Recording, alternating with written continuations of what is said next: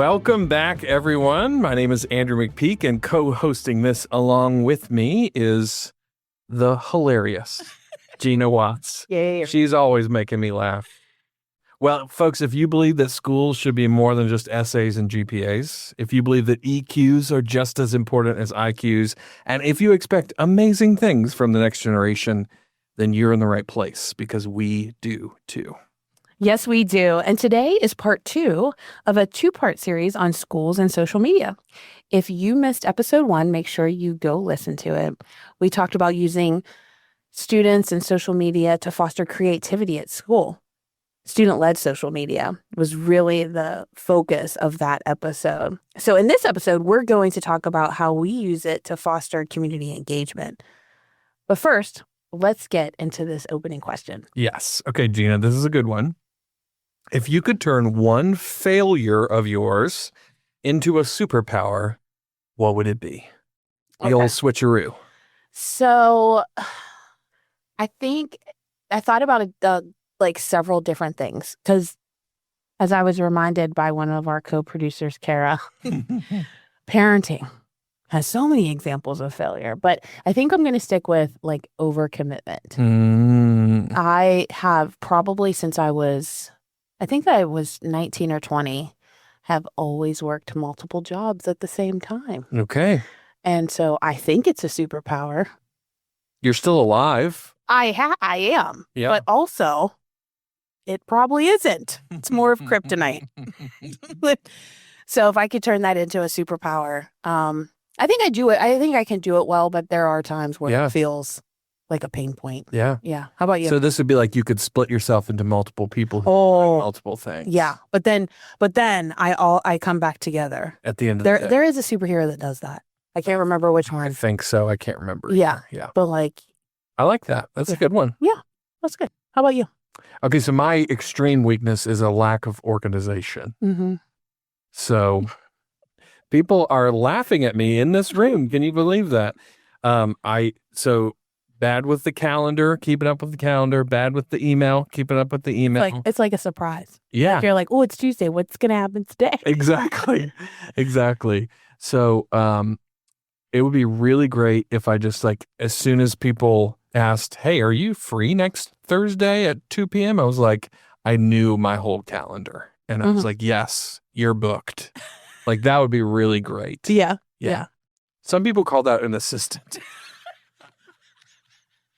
You call it, I need to be more aware. Correct. Yeah. Yeah. Understood. But that would be really great. I'd love to be able to do that. Well, the failures we just mentioned, many listeners see social media as a pitfall of society when it really could be a superpower. Exactly. Which is why that's such a great setup for what we're doing today.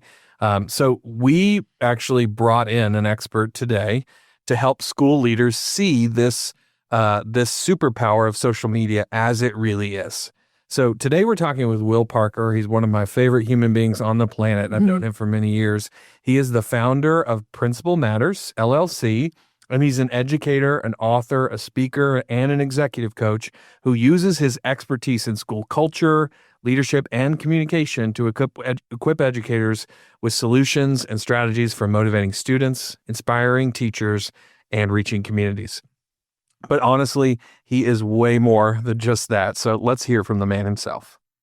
I was a classroom teacher for 11 years before I became a school admin for 13 years, all at the high school level in the Tulsa, Oklahoma area. And then for 6 years, I served as the executive director for Oklahoma's Association of Secondary School Principals and Middle Level Education Association. And currently, I work full-time as the founder and CEO of Principal Matters, an organization committed to inspiring, equipping, and coaching education leaders. I'm the author of 3 books, and I host Principal Matters, the School Leaders Podcast, with more than 400 episodes and more than 1.5 million downloads. So I love podcasting, Andrew. This is so much fun. But when it comes to social media, here's where I want to begin.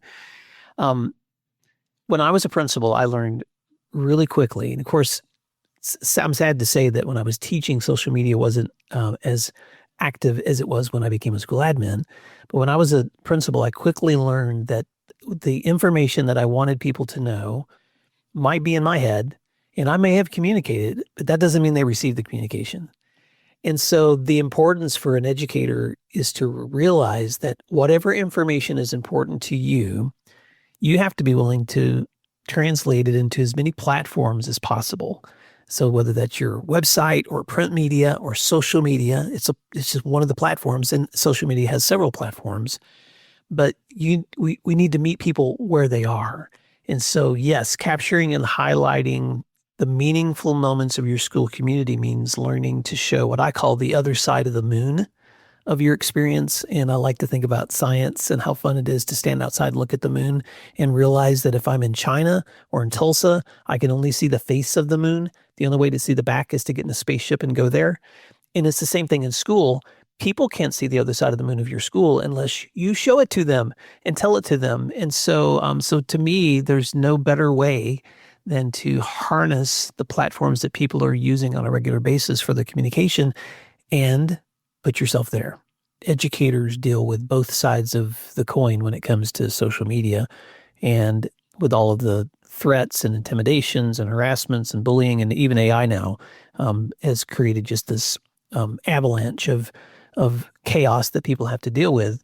But then the flip side of that is people are still accessing it. So if it's going to have a presence in the life of our parents and our students, then how do we access it in a way where we're getting out the message that won't be heard otherwise? So yes, you still have to deal with the crazy parts of any tool that's out there. But then the question is, as an educator, how do you leverage social media as a force for good? You know, Andrew, I love that we'll compare social media to showing the other side of the moon.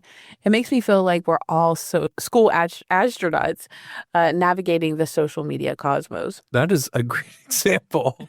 Yes. So we may not have rocket ships, but we have Instagram stories or Facebook posts and TikTok accounts. And these are kind of like our rockets, right? Helping people fly out and see something that they couldn't already see. Absolutely. And it's true. If we don't show the other side, no one's going to see it. Yeah, yeah. But it also begs the question, right? What's the actual goal of social media for a school leader? I mean, what can social media do for a school that would be difficult or even impossible without it? Yeah, it's a great point, because it's not really just like a school photo album, right? It's not just about posting the latest pep rally photos or the latest scores from the football game, right? Those things are fun. But it really is about what those posts can accomplish for the school beyond what some more traditional methods could actually do. Well, I've said this before, but you have to talk to people where they are. And so for a lot of parents, seeing a notice or students or even teachers, seeing a notice on Facebook or Instagram might catch their attention long before they're going to see it in a newsletter or on the school marquee.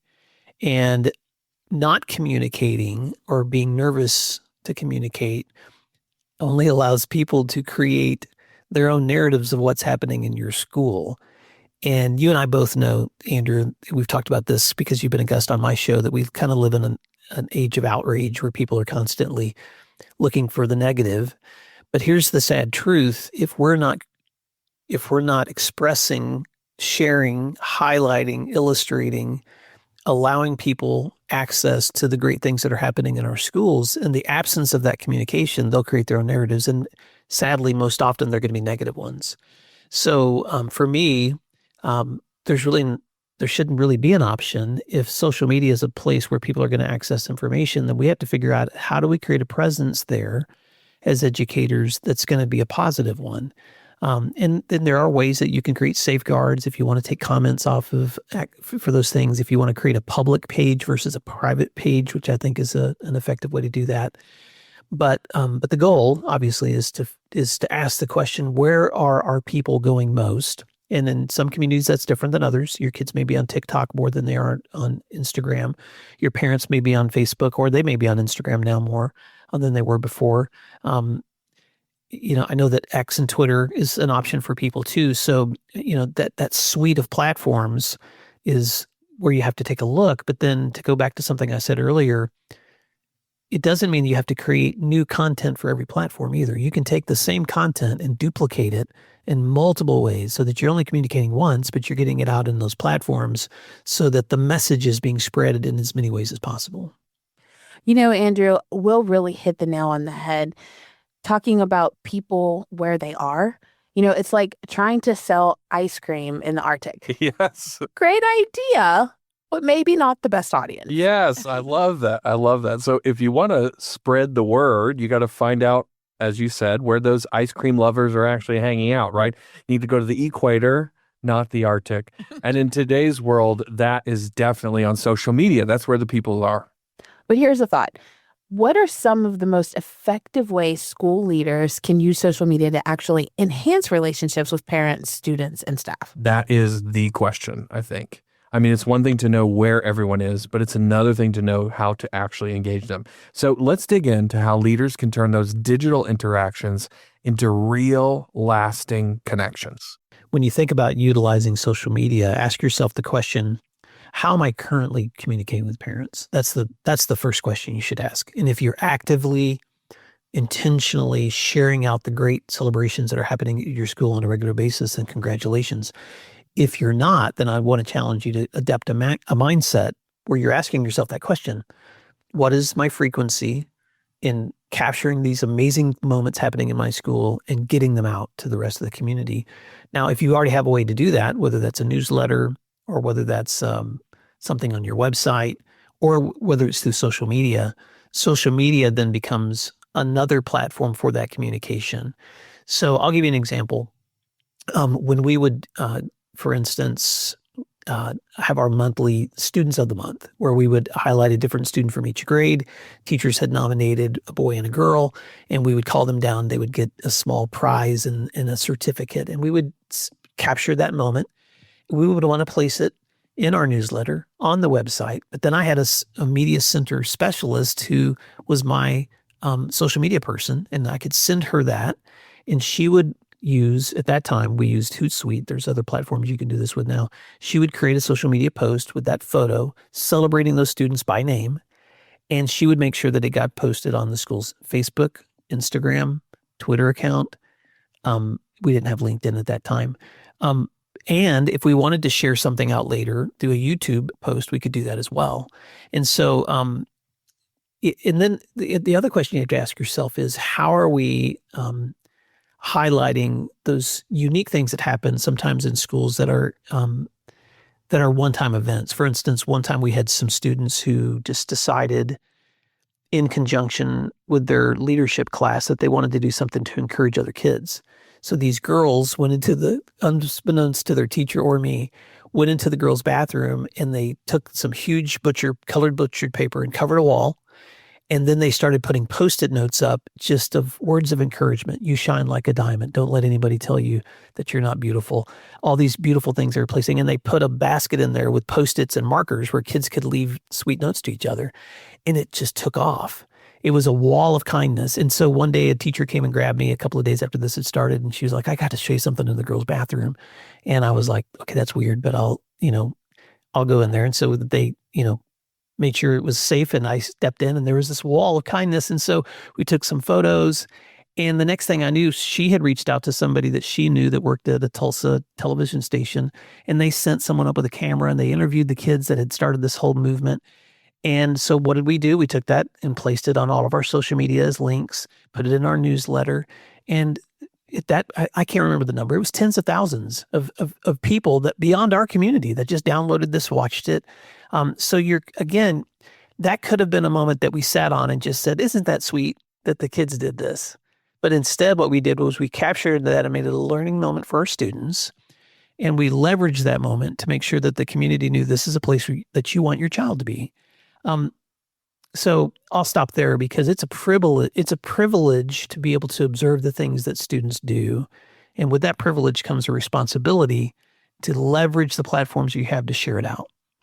Wow. Will's story about the wall of kindness really highlights the power of sharing those heartfelt moments. I mean, who knew a school bathroom could become a hotspot for positivity? Yes, I love it. It's like the ultimate underdog story, right? Because the school bathroom is normally the problem. Mm-hmm. But instead of becoming a place of gossip, it turns into a beacon of encouragement. And I'd say that's a plot twist worthy of like a Netflix special or something, Seriously. So, with all this talk about sharing great moments, what role does storytelling play in building engagement through social media? How can schools create narratives that not only capture attention, but also inspire action? You asked a few $1 million questions. Hey. Okay. So, after all, every school has its own unique tales that are waiting to be told. So, let's get into how leaders can craft those narratives and truly connect with the outside community. Well, I'll give you a couple of examples. Jinx High School, which is just south of Tulsa, Principal David Byler is a friend of mine there. And a few years ago, they have somebody on their staff that's really great at camera and public relations. They grabbed a whole group of senior students and said, choose who is your favorite teacher? Because a lot of these kids had been there K-12. And the kids picked a teacher and they said, I want you to write a letter of thank you to that teacher explaining why they were so inspiring to you in your school experience before you graduate. And they did. And they said, now I want to take you to that teacher and I want you to, we're going to interrupt their class and you're going to, or go to them on their planning period, whenever it was. And we're going to ask you to share that memory with them. And they took a camera and followed these kids, each of these kids, there's like maybe 7 or 8 of them, to each teacher and just filmed them walking in saying, I have this letter for you because you were so inspiring to me. I wanted you to read it. And the teacher read it aloud. And I think maybe one didn't cry, Andrew. I mean, it was just this flood of tears of each of these teachers just hugging and kissing these kids and just the memories that they shared with each other. And they captured all of this into, it was probably a 10-minute video once they put it all together, but it was just beautifully done. And I was not even a member of that school community, but when I watched the video, I cried because here's the stories of 7 or 8 kids. And what a great way to show the value of being a part of that community by taking them back to the teachers that loved them and letting them tell the stories and seeing their faces and seeing the other kids. Some of them were in class. And so seeing the faces of the other kids being in that moment too. So that's just one example. I'll give you another example. Last year, I attended a board meeting here in my own community at Owasso Public Schools where my children went. And there were some things going on in the community at the time that there was some controversy that was happening. So people were showing up at the board meeting who weren't even from our community because, some people, they come to be a part of the drama. And I thought the superintendent did such a beautiful thing. Before the public comments began, she invited 2 seniors to come and tell their stories of how meaningful their experience at the high school had been and their K-12 years had been. One of them in particular, I remember, was a young woman who had moved to the community during her junior year and shared how nervous she was. She was afraid she'd feel out of place and how immediately accepted she felt by the students and the teachers. She got involved in extracurricular work activities and clubs, and she met another student who was Asian American, and together they decided to see if they could start an Asian American Heritage Club, and the school gave them permission. And so within just 2 years of being in the school, she was able to express to the community that was there that night of just how meaningful her experience had been to move there, to be accepted there, and to be a part of starting something new. So those are just 2 examples, Andrew. Now, guess what happened that night at the board meeting? The boards then stood up, gathered around those kids because they wanted a photo with these kids. They're superstars. And they shared it out on their social media channel. They shared it out in their newsletter. They made sure that the community not only got to hear them in person, but the rest of the community got to know that these kids shared something meaningful tonight. Now, were there other things happening in that board meeting that might have ended up on the news because of the quote unquote controversy? Probably. But the thing that the district made sure to do was to capture the meaningful stories happening with kids so that we didn't forget why we're here. And they were not ignoring the crucial conversations that needed to happen that night either. They had hard conversations about other things happening in the district. One of the reasons a lot of people had come in from out of the community was we had a non-binary student who had passed away in our school community, and it had raised a lot of questions about bullying, about relationships, about a sense of belonging.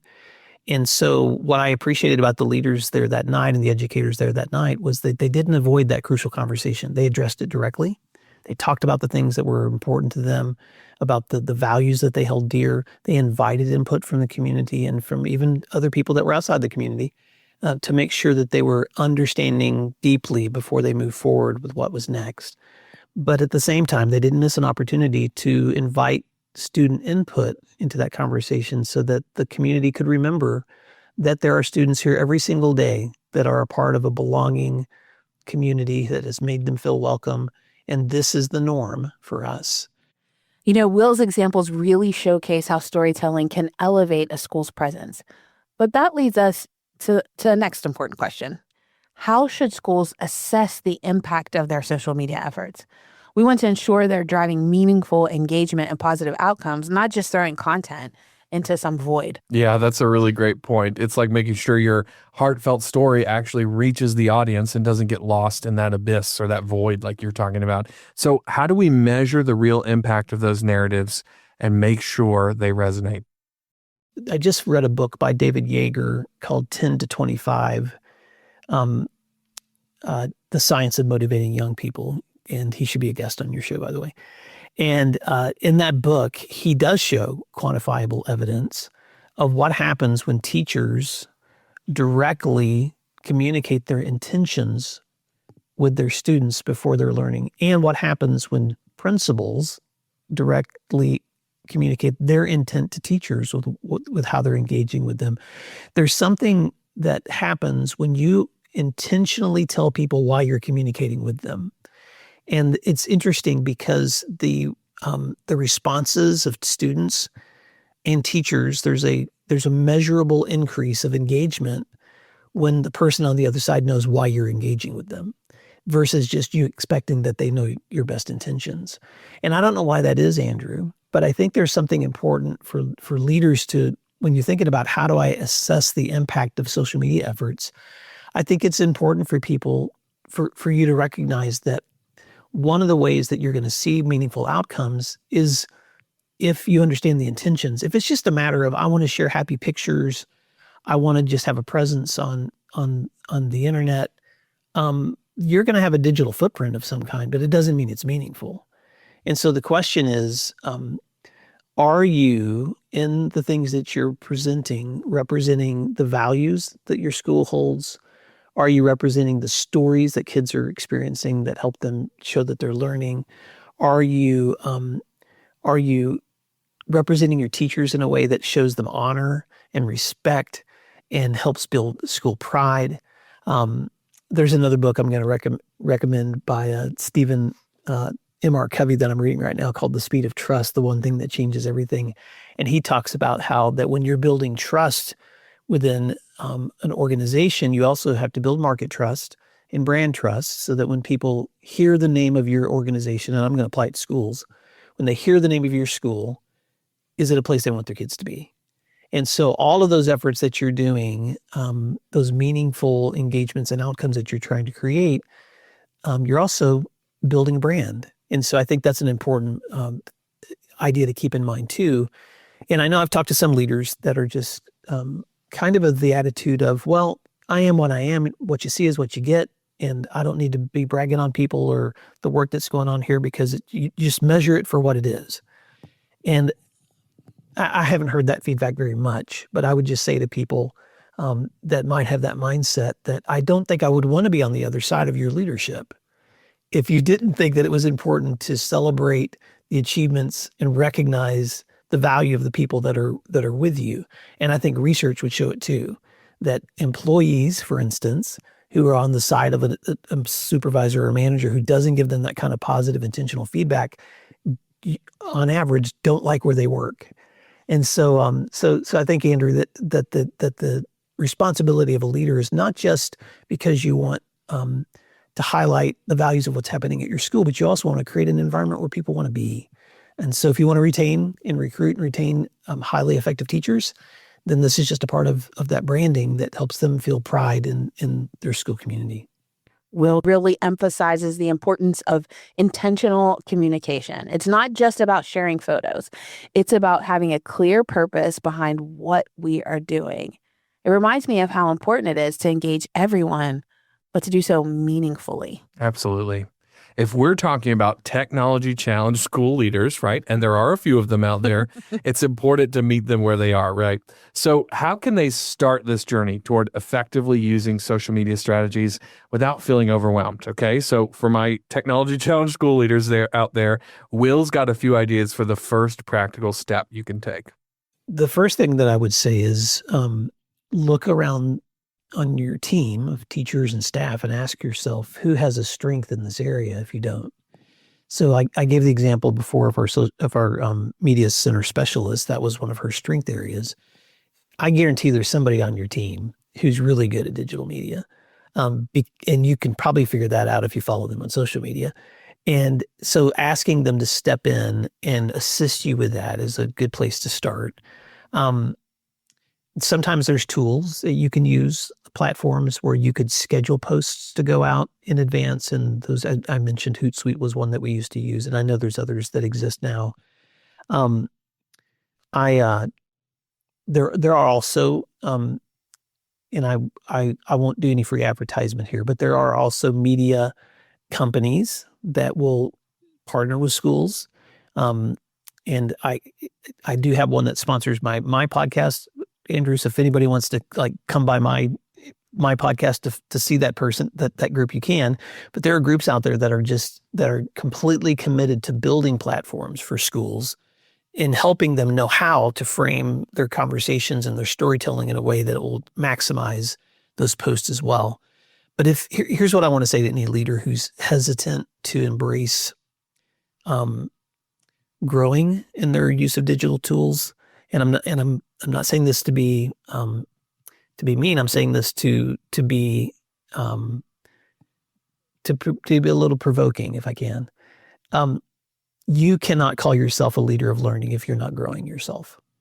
And so whenever you find yourself up against something that you're like, man, I don't think I want to learn this, then take a step back. And I have to say this to myself too. I'm 55 years old and I still run into stuff all the time, like AI and ChatGPT and other social media channels that I'm not comfortable with yet. But I have to ask myself, am I willing to be uncomfortable in learning this so that I can become a better version of myself? And if I can't master it, at least I understand it better enough to know how I can leverage it or ask someone else to help me leverage it for the good of my work in school. And so never give in to the temptation that you've learned enough, because if you do, you probably need to go ahead and just resign from your position as an educator, because we can't keep encouraging other people to grow if we ever adapt a mindset that we don't need to grow. When it comes to tips for social media, I'll add one other idea, especially for school leaders. I know a lot of school leaders who it's important for them to walk through their school and get a sense of what's happening, or maybe during passing periods, or maybe during a period they try to hit as many classrooms as they can. Try this. When you're walking through your school, whether it's on your phone or on a notepad, just begin to jot down some of the amazing things you see kids doing and teachers doing. Like, I'll give you an example. One day I was walking through my school and I walked by Miss Johnson's English class, and there's a kid that's standing up who's reading a part from Romeo and Juliet. It was just one of these beautiful moments. I walked by in my math class and there's kids that are demonstrating equations for other students and helping them understand those problems. I walk down to the end of the hall and go outside and into Mr. Soul's ag class, and there's kids out there breaking down small engines and putting together. I circle around and come into the fine arts ring, and I hear this beautiful chorus of angelic voices singing, and I stop and just capture a moment of listening to the choir kids. And then I took those little notes, ran back to my office, and I sat down and wrote, kudos. Today I was walking through the school third period, and these are the things I saw, and I just wrote out exactly what I just said. And I put it out as a quick little short email to just say, thank you, teachers and students, for the great ways that learning is happening here. I can take that same email and later I could place it as a quick summary in my newsletter.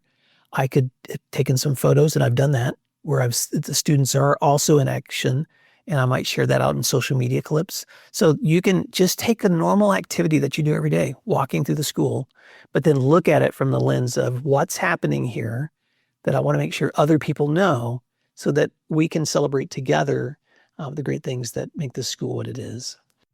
Man, those are some great insights from Will. You guys can see why I love this man so much. He really knows what he's talking about, but he also brings information along with really great wisdom as well, which I just appreciate. He really is so wise. I feel like my brain is about to explode from all of the information he gave us and all the practical steps that can help us utilize social media even better to engage our community. Uh-oh. I heard what you said. You have too much information. I do have too much information. Do you know what we need, Andrew? Yes, I do. It's DMI time.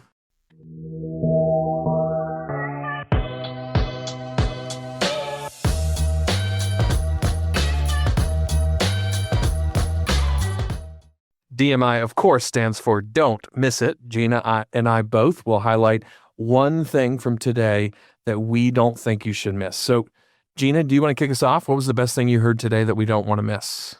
Well, I don't want to miss out on a friendship with Will. So first of all, you have to introduce us. I will make the connection. Okay, thank you.